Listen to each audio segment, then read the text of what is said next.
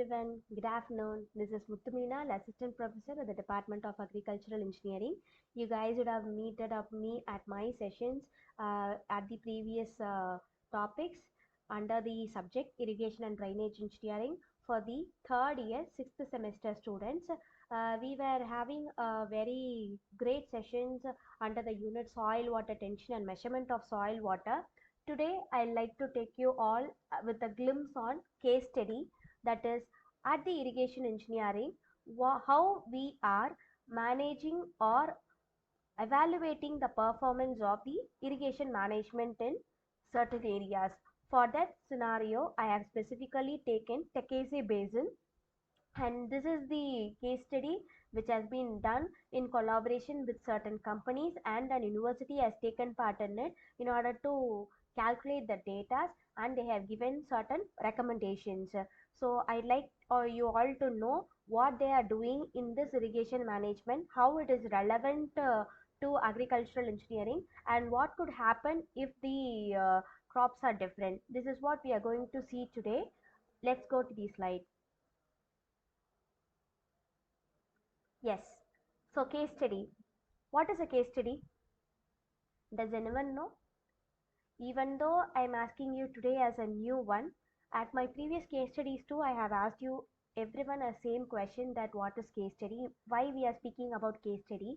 The thing is, it is a real life problem which has been evaluated and rectified and given certain recommendations with a solution.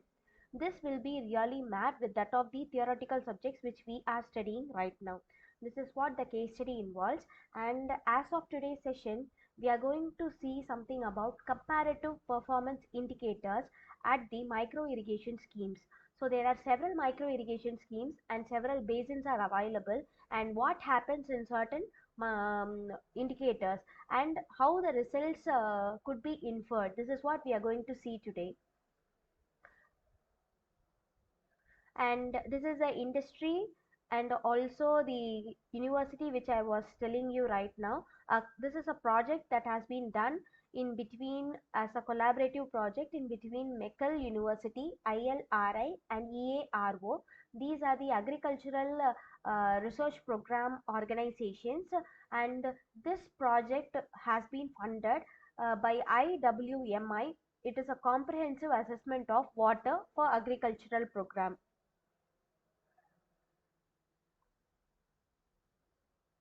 So here I have to justify that why I have specifically taken irrigation development, because it is one of the most commonly practiced strategy to secure food self-sufficiency, and also from the period of 96 to 2001 there were approximately 46 reservoir dams with a cumulative storage capacity of irrigable area of 46.91 million cubic meter with a 3,115 hectares respectively, which has been given under the journal COSAT 2001. I have also given you the reference link. So the total irrigated area in Tigray at the year of 2002 was 4,773 hectares, that is 0.44 percentage of arable land. And this has been taken from the source BOANR at the year of 2003. From this certain projects, we could always take a result and make them a comprehensive performance evaluation criteria, and the comparative performance indicators will denote what happens and how the growth of crop varies, and this is what could be justified with the help of these kinds of projects. So this is the project description which we are going to see today. Mainly we have to know what is a site selection. The first one is criteria is site accessibility, availability of water in the reservoir, and availability of compiled agronomic and engineering data. Based on the mentioned criteria, three irrigation projects have been selected for the research work by the Metal University. One is Haiba irrigation project, and the second one is Meila irrigation project, and the third is Manganese irrigation project. The first Haiba irrigation project is located at the latitude 13 degree 19 minutes north and longitude 39 degree 22 minutes east. The It is available at the Vereda Samre, distance from Mekelle from 45 kilometers from the university. The catchment area of the water available is 39.1 kilometers square, including Maila. The reservoir capacity is 3.2 million meter cube. And this is the project details and the area details of the other two projects, Meila Irrigation Project and Mangus Irrigation Project. And the Meila Irrigation Project is available from 40 kilometers from McGill University, which has a catchment area of 14.4 kilometers square and the reservoir capacity of 1.4 million meter cube. Similarly, Manganese Irrigation Project has a catchment area of 13.05 kilometers square and reservoir capacity of 2.38 million meter cube with a command area of 124 hectares. The usual mean rainfall available at these areas are from the range of 450 to 662.7 mm. So the methodology involved in analyzing these techniques are, initially we have to do some data collection, and from the data collection we can collect the primary and secondary data of the respective projects as I've shown in the previous slide. At the secondary data, Water Resources Commission and Bureau of Agriculture information discussion has to be carried out, and the nature and the availability of the cross regulators has to be analyzed. At the data analysis, the comparative performance indicators and the internal process indicators are shown in the figure. What is the conveyance and the application efficiency could be done with the gravimetric method and conveyance method. And after which the data has been analyzed and the collection has been done, we could do a performance indicator by comparing the production, price and irrigation infrastructure cost and give certain recommendations according to the water requirement. So these are the results which have been collected from the methods which we have incorporated. At the Haiba irrigation project, the crop type according to maize, to Gaia, that is lentil and timtal. I'm just going to give you a result and recommendation for maize alone. So the area covered is 22 hectares and the yield produced is 74 quantity per hectare, and yield quantity is totally of 1628 with a price of 190. The revenue generation will be 30,993 sorry 309,320. So this is the revenue that could be generated.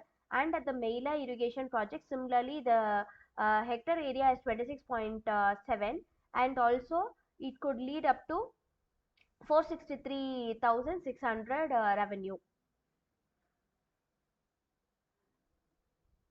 This one is Mayangas irrigation project, and here also the hectares covered for maize is 25.8 and the yield produced is 67.5 with a revenue generation of 296,055 revenue, and these could be identified with per hectare quantity and the revenue generation of total. So as a result, here I have shown you a SGVP calculation for the irrigation projects for both all the three irrigation projects, that is Haiba, Meila and Mayangas.